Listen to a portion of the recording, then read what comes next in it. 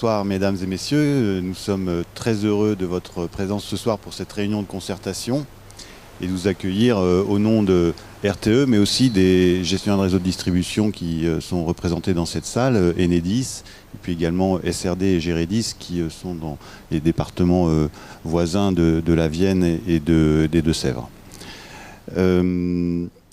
Donc, je vais vous préciser que effectivement, c'est bien au nom des gestionnaires de réseau que nous sommes présents ici. Les gestionnaires de réseau, c'est-à-dire que nous transportons l'électricité. Nous ne sommes pas les producteurs d'énergie renouvelable. Ces producteurs sont raccordés à notre réseau, qu'ils soient d'ailleurs producteurs d'énergie renouvelable ou pas d'ailleurs.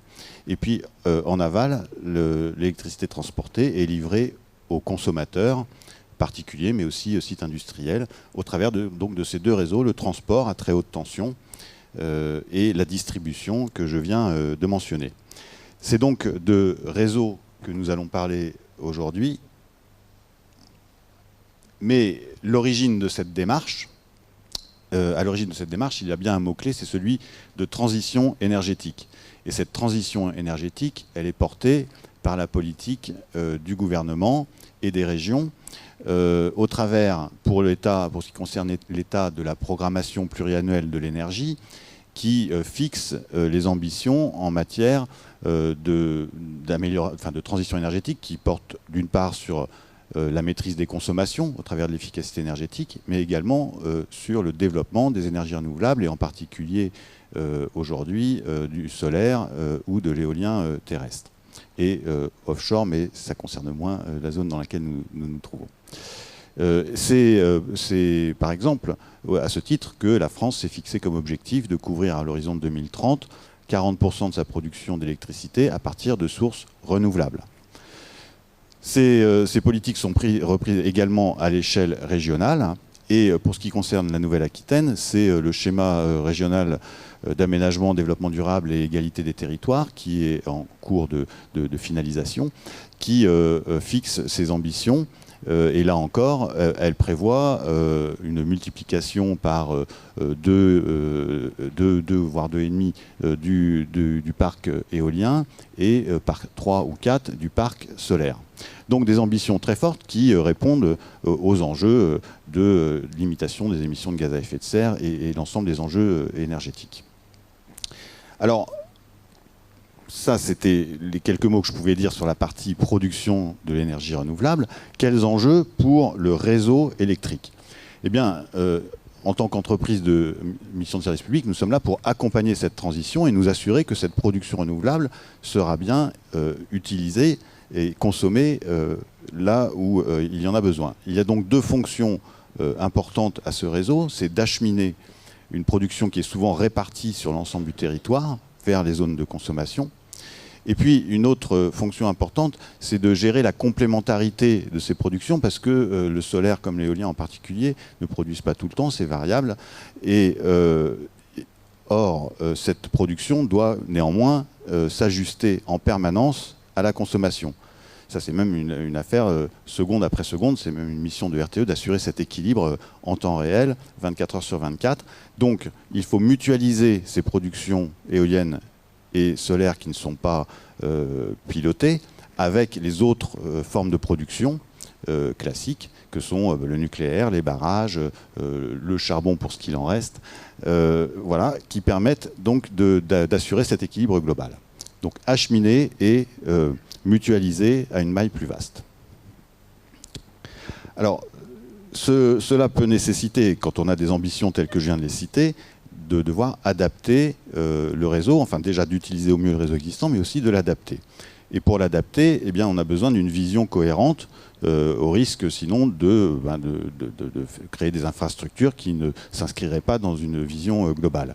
Et c'est la fonction de ce schéma de raccordement de présenter sur une durée relativement suffisante, donc en l'occurrence ça va être 10 ans puisqu'on va aller jusqu'en 2030, eh bien, les infrastructures qui vont permettre de raccorder ces énergies et les mutualiser à l'échelle du territoire français et au-delà.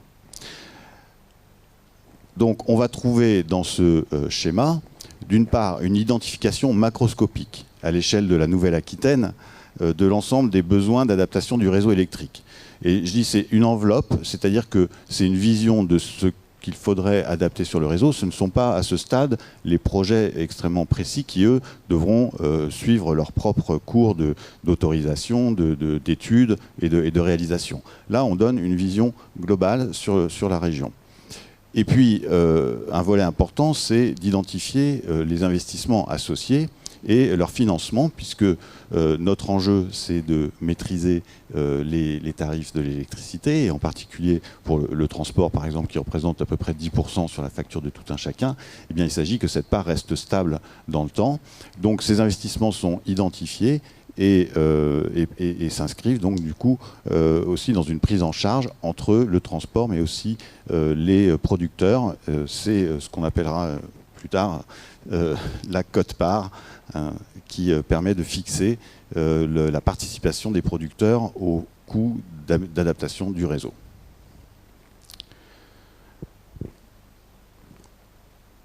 Alors ce n'est pas le premier schéma de raccordement auquel nous avons affaire. Il y a eu une première série de schémas qui à l'époque ont été faits à l'échelle des 3 ex-régions, Limousin, Aquitaine et Poitou-Charentes, et qui donc ont couvert depuis 2014-2015, arrivent à échéance aujourd'hui, à échéance au sens où les capacités du réseau pour accueillir les énergies renouvelables pendant cette période-là ont été utilisées au travers de ces schémas. Par exemple, en Aquitaine, 100% des capacités sont attribuées. Dans les autres, ce n'est pas forcément la totalité des capacités qui ont été attribuées, mais localement, à certains endroits, eh bien, les capacités du réseau pour accueillir ces énergies renouvelables sont saturées. Et donc, il est nécessaire de réviser les schémas, faute de quoi des projets ne peuvent pas voir le jour ou sont en attente d'adaptation du réseau.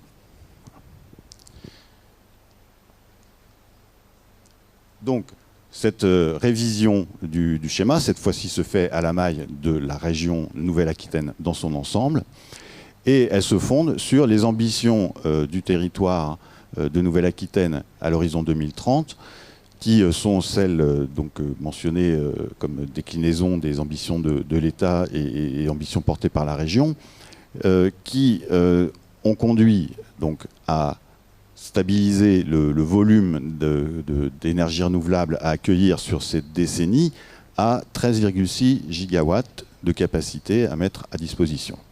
Ce chiffre important est le fruit d'une concertation, donc on l'a dit, avec l'État, la région, etc. Et il a été validé par Madame la préfète de région Nouvelle-Aquitaine à l'occasion d'un comité de pilotage, puisque tout ce travail a été fait, même si à la manœuvre on a des études qui ont été faites par les études de réseau, des études de réseau qui ont été faites par le gestionnaire de réseau, tout le travail de concertation a été fait avec les parties prenantes, producteurs, régions, territoires, etc. Donc, sur la base de cette capacité globale, il s'agit ensuite d'identifier plus précisément quel réseau faut-il faire évoluer pour avoir cette capacité d'accueil. Donc ça, ce sont des études plus techniques qui sont menées donc, en effet par les gestionnaires de réseau. Et une fois cela fait, ça a été donc, consolidé dans les cahiers relativement volumineux, mais joliment brochés que nous avons remis, qui donnent donc cette vision globale qui peut à ce moment-là être proposée à la concertation avec vous, en parallèle aussi à la consultation des acteurs institutionnels, de manière à recueillir, d'abord à informer et puis à recueillir l'avis sur les enjeux portés par ces développements à venir dans les années suivantes.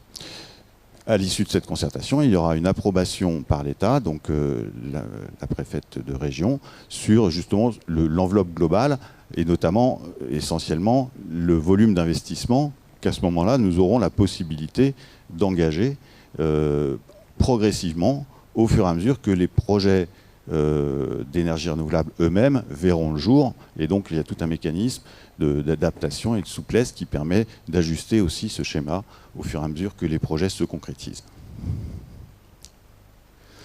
Donc pour conclure cette introduction, avant de donner la parole à Olivier, le périmètre du S3R, il faut le voir vraiment comme un outil pour accompagner le développement des énergies renouvelables, donc la transition énergétique, en présentant globalement les adaptations du réseau, mais restons prudents, il ne préjuge en rien de la décision relative à chacun des projets d'énergie renouvelable, ni même chacun des ouvrages électriques, post-électriques ou lignes qu'il y aurait à réaliser pour le faire.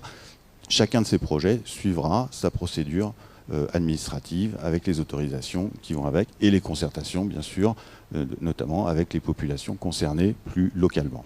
Voilà. Bonsoir à tous. Avant d'entrer dans le détail dans la façon dont a été élaboré le S3RENR et dans son contenu, je vais faire un bref rappel. Alors pour certains, ça sera un rappel, pour d'autres, ça sera peut-être pas un rappel, sur ce qu'est un réseau électrique. Donc un réseau électrique, tout d'abord, ce sont des postes électriques. Et les postes électriques, ce sont des maillons essentiels du réseau. Des postes électriques, il y en a 350 dans la région de Nouvelle-Aquitaine.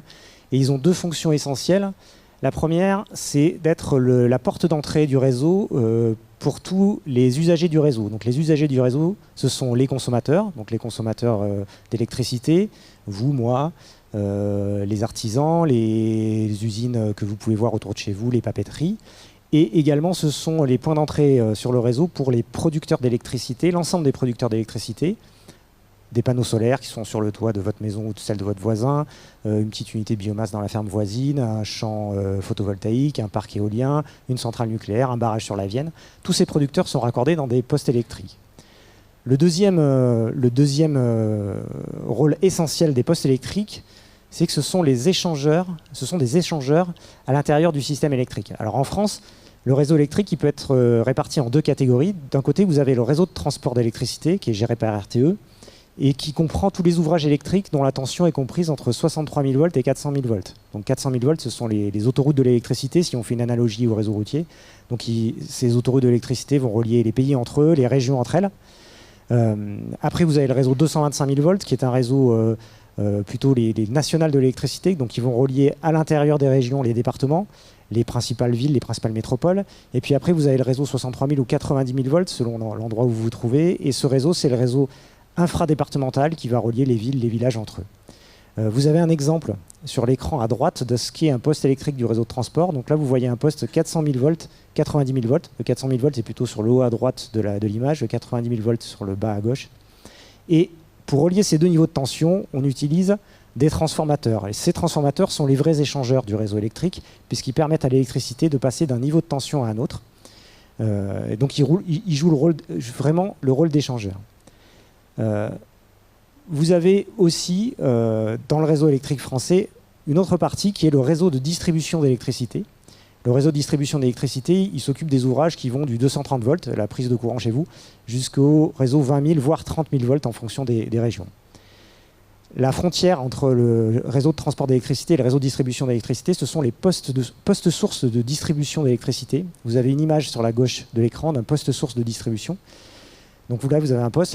Au premier plan, vous avez le réseau 63 000 volts, le poste 63 000 volts, et à l'arrière-plan, dans le bâtiment, vous avez le poste 20 000 volts. Et entre les deux, de la même façon que sur le réseau de transport, vous avez des transformateurs qui servent d'échangeurs entre les différents niveaux de tension pour faire circuler l'électricité entre ces niveaux de tension. Donc dans le S3RENR, on va parler de postes électriques, donc de postes du réseau de transport, et de postes sources de distribution d'électricité, dans ces deux cas. Pour relier les postes entre eux, il y a les lignes électriques. Dans les lignes électriques, il y a deux technologies majeures qui sont utilisées en France. Vous avez sur la gauche les lignes souterraines. Donc là, on vous a présenté l'image de la construction d'une liaison souterraine 63 000 volts. Donc c'est la construction parce que par essence même, une fois que la ligne est construite, c'est une ligne souterraine, on ne la voit plus. Donc là, vous avez les travaux de mise en œuvre. Et puis vous avez les lignes aériennes. Donc là, on vous présente un exemple de ligne aérienne 400 000 volts, donc un pylône métallique, et puis les conducteurs électriques qui sont accrochés après le pylône. Donc dans le S3RENR, on parle là de postes électriques, de postes sources de distribution et de lignes du réseau de transport. Voilà, donc j'arrête avec ce petit aparté sur les constituants du réseau et ce dont on va parler. Et maintenant, on va rentrer dans l'élaboration du S3RENR, donc du projet de S3RENR Nouvelle-Aquitaine. Alors, pour élaborer ce projet, la première chose dont on a besoin, avant même l'élaboration, c'est de disposer de données d'entrée qui vont nous permettre de travailler. Donc ces données d'entrée, Eric l'a rappelé tout à l'heure, ce sont les ambitions du territoire à l'horizon 2030. l'ambition que s'est fixée la région Nouvelle-Aquitaine, qui est de raccorder 13,6 gigawatts d'énergie renouvelable sur les réseaux à l'horizon 2030. Ce chiffre brut, à l'échelle de la région, ne nous permet pas, à nous gestionnaires de réseau, de réaliser le travail de construction du S30NR. C'est un chiffre beaucoup trop macroscopique. Pour réaliser le travail de construction, il faut qu'on ait une vision un peu plus spatialisée en fait, de l'arrivée des énergies renouvelables sur le territoire. Donc pour ça, nous avons fait un recensement des gisements de production NR sur le territoire de Nouvelle-Aquitaine en nous servant de plusieurs sources. La première source, nous avons été rencontrer les acteurs du territoire, et notamment les syndicats départementaux d'électrification, qui nous ont fait remonter leur vision du développement des ENR sur chacun des territoires de Nouvelle-Aquitaine. Nous avons aussi également recensé auprès des professionnels, des fédérations de producteurs d'énergie renouvelable, les projets de production d'énergie renouvelable qui sont pressentis à l'horizon 2030. Tout ça, nous l'avons traduit sur la carte que vous pouvez voir à droite sur l'écran. Sur cette carte, vous avez par carré de 20 km de côté les gisements d'énergie renouvelable qui sont recensés sur le territoire de Nouvelle-Aquitaine. Donc la carte se lit de la façon suivante. Vous avez des carrés de couleur verte, plus la couleur est foncée, plus le gisement recensé sur cette partie du territoire est important. Donc ce niveau de détail nous suffit à nous, gestionnaires de réseau, pour travailler, pour élaborer le S30NR. C'est pour ça qu'on ne va pas plus finement dans la description du gisement d'énergie renouvelable. Alors une fois qu'on dispose de ces données d'entrée, l'élaboration du S30NR, elle se fait de la manière suivante. On va plaquer cette carte des gisements d'énergie renouvelable sur la carte du réseau. Et les études que nous allons réaliser vont nous permettre d'identifier les zones de fragilité que l'on va rencontrer sur le réseau dues à l'arrivée de ces gisements d'énergie renouvelable. On va en déduire en suivant les investissements à réaliser sur les réseaux pour lever ces zones de fragilité et pour permettre, in fine, de mettre à disposition des territoires des capacités d'accueil sur les réseaux pour les énergies renouvelables. Donc vous avez sur la carte du milieu, de façon très macroscopique, la cartographie des investissements à réaliser sur la région Nouvelle-Aquitaine pour permettre d'accueillir le gisement d'énergie renouvelable que l'on a identifié sur la carte qu'on a vue juste avant. Et puis, tout à fait à droite sur l'écran, vous avez, sur chacun des 350 postes de Nouvelle-Aquitaine, la capacité d'accueil qui sera mise à disposition des énergies renouvelables à l'horizon 2030. Donc cette carte se lit comme la précédente. Vous avez des pastilles vertes qui sont centrées sur les postes électriques. Plus la pastille verte et foncée, plus la capacité d'accueil mise à disposition est importante. Et cette carte-là, c'est un véritable outil d'aide pour les acteurs des énergies renouvelables dans les territoires, pour leur permettre d'identifier les capacités des réseaux à accueillir des énergies renouvelables. Alors, je vous ai présenté maintenant de façon très macro comment on élabore le S30NR. Je vais rentrer un peu plus dans le détail en vous parlant des grandes orientations qui nous ont guidés pour élaborer et pour déterminer les investissements à réaliser dans ce schéma. Il y a deux orientations majeures que nous avons suivies. La première, c'est d'optimiser le coût des investissements à réaliser sur le réseau. Et la seconde, c'est de minimiser l'impact environnemental du réseau électrique. Et ces deux grands déterminants nous ont conduit naturellement à donner la priorité à la réutilisation du réseau existant et à l'optimisation du réseau existant. Alors, ce réseau que l'on a aujourd'hui, dont on a hérité, qui existe, dans certains endroits, il a des capacités encore disponibles pour accueillir des énergies renouvelables, mais dans la plupart des cas, les énergies renouvelables déjà raccordées aujourd'hui sur les réseaux l'ont saturé. Et donc, il va falloir essayer de l'exploiter au mieux et de l'optimiser pour en tirer le meilleur parti. Alors pour ça, nous avons à notre disposition trois leviers. Le premier, c'est de déployer des outils pour essayer d'aller exploiter ce réseau au plus près de ses limites techniques. Alors, nous avons la chance, au moins sur le réseau de transport, d'avoir déployé une infrastructure numérique de communication en parallèle de notre infrastructure de puissance, des câbles qui transitent le courant, qui nous permettent d'aller mesurer en chaque point du réseau, le plus finement possible, l'état du réseau pour pouvoir l'exploiter encore plus loin et au plus près de ses limites. Deuxième levier à notre disposition pour optimiser le réseau, je vous ai parlé tout à l'heure des transformateurs dans les postes qui étaient les véritables échangeurs entre les différents niveaux de tension. Il se trouve que dans certains postes, ces transformateurs ont atteint leur capacité maximale, ils sont saturés et ils ne permettent plus l'échange entre les niveaux de tension, limitant de fait l'arrivée de production d'énergie renouvelable. Donc un des leviers pour optimiser le réseau, c'est d'aller installer de nouveaux transformateurs ou de transformateurs plus puissants dans les postes existants du réseau électrique pour augmenter la capacité d'accueil en énergie renouvelable. Et enfin, dernier levier qui vient en complément des deux précédents, dans certains cas, nous sommes amenés à faire des travaux sur les lignes électriques du réseau de transport pour en augmenter la capacité d'accueil. Alors par exemple, sur une ligne aérienne, vous avez des conducteurs qui ont un certain diamètre. On va installer des conducteurs d'un diamètre supérieur qui vont permettre de faire transiter plus de courant et donc d'accueillir plus de production d'énergie renouvelable. À l'échelle de la Nouvelle-Aquitaine, l'optimisation du réseau existant nous permet de raccorder plus de 7 gigawatts de production ENR supplémentaire par rapport à aujourd'hui. Donc c'est déjà un premier pas pour aller à l'ambition fixée par l'État et la région pour 2030. Au-delà de l'optimisation du réseau existant, dans certains cas, nous avons détecté des besoins de création de nouvelles infrastructures. Alors, soit l'optimisation du réseau existant n'a pas permis de dégager suffisamment de capacité au regard du gisement qui avait été identifié, soit, et c'est le cas le plus fréquent, le gisement identifié est trop éloigné du réseau existant pour pouvoir être raccordé à ce réseau dans des conditions technico-économiques satisfaisantes. Et dans ce cas de figure, on est amené à développer de nouvelles infrastructures sur les réseaux. Par exemple, en Nouvelle-Aquitaine, le projet de S3RNR prévoit la création de 27 nouveaux postes qui viendront s'ajouter aux 350 postes existants, création de 65 km de liaisons aériennes qui viendront s'ajouter aux près de 13 000 km de liaisons existantes, et à la création de 480 km de liaisons souterraines qui viendront s'ajouter aux 874 km de liaisons existantes. Et le développement, la création de ces nouveaux ouvrages nous permet de mettre à disposition des énergies renouvelables 6,5 gigawatts de capacité d'accueil supplémentaire. Et donc si on fait la synthèse des deux choses que je viens de vous dire juste avant, en optimisant le réseau, on gagne à peu près 7 gigawatts de capacité d'accueil. En développant de nouvelles infrastructures, on augmente les capacités d'accueil de 6,5 gigawatts. Et donc au final, on atteint l'ambition qu'a fixée l'État pour le S3RNR à l'horizon 2030 de raccorder 13,6 gigawatts d'énergie renouvelable sur les réseaux en Nouvelle-Aquitaine. Alors en parallèle de ces études techniques et de la façon dont nous avons élaboré le schéma, le deuxième point, le deuxième grand déterminant qui nous a guidés dans notre action, c'est d'essayer de minimiser l'impact environnemental des investissements que nous allions faire sur les réseaux. Donc on l'a déjà vu, l'optimisation du réseau existant, économiquement c'est très bien, et d'un point de vue impact environnemental, c'est également très bien, puisque l'impact est très faible, voire nul, en intervenant sur le réseau existant. Deuxième point, quand nous sommes amenés à développer de nouveaux ouvrages, on va essayer, dans la mesure du possible et dans la mesure où les conditions technico-économiques le permettent, de développer les nouvelles liaisons électriques en technologie souterraine afin de minimiser l'impact sur les paysages. Et dans tous les cas, à chaque fois que nous avons des investissements à faire sur les réseaux, nous allons essayer d'éviter les impacts environnementaux, à tout le moins de réduire les impacts que nous pouvons avoir, et dans tous les cas de compenser les impacts que nous pourrions avoir pour les minimiser. Dernier point sur la partie construction du S3RNR, la partie financière. Donc tout à l'heure, Eric Farabaud vous a parlé de la fameuse quote-part. Donc le S3RNR est aussi un outil financier qui permet de donner aux acteurs des énergies renouvelables un indicateur économique sur les coûts de raccordement en région Nouvelle-Aquitaine.